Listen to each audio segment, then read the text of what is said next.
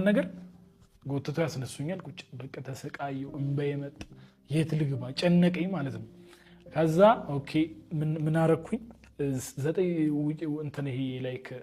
ለ4 ሰዓት ምናምን 6 ሰዓት ነው በዛ ሰዓት ዲመኖቹ ያዙኝ ከ6 ሰዓት እስከ 10 ሰዓት ቁጭ አልኩኝ ምንም ነገር አላረግም ብዬ ማለት ነው ከዛ እስከ 10 ሰዓት ቁጭ አልኩኝ ልተኛ ብዬ መልሼ ልተኛ ስል ሶፋ ላይ ሳሎን ላይ በቃ እዛ ጓዳን ያሉት ዲመኖቹ እዛ ላይ ደም ብዬ ሶፋ ላይ ልተኛ ጋደም ስል የሆነ በቃ 5 ደቂቃ ማለት ሸለብ ሊያደርግ ሲላል አይደል ጋም አርጉ ቁጭ አረጉኛል ማለት ከዛ ውስጤ እኔ ምን ብዬ ልግለጽልህ ውስጤ ላይ ያለው ጭንቀት ሊያሳብደኝ የሚደርስ ኖርማል መሆን አቃተኝ ከዛ በቃ ላይክ እኔ በስምም በወሬም ስለምሰማ 11 ተኩል ላይ ዲመኖች ይወጣሉ ስለሚባል 11 ተኩል ሲሆን ቆም የሆነች ብርሃን ሳይ ለጥላሉ ከዛ ይወጣሉ ዲመኖቹ ማይኖርም እንቅልፌን ተኛለሁ ማለት ይሄ ልምምድ